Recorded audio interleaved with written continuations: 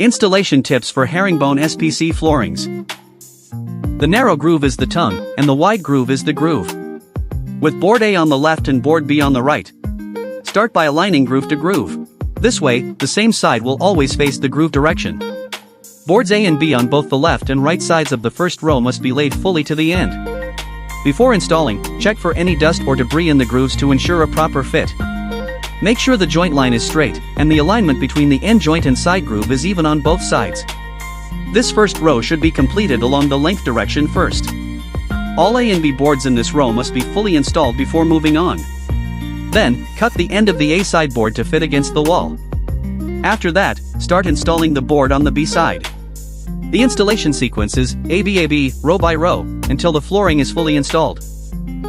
Visit us on floorhh.com for more information and samples.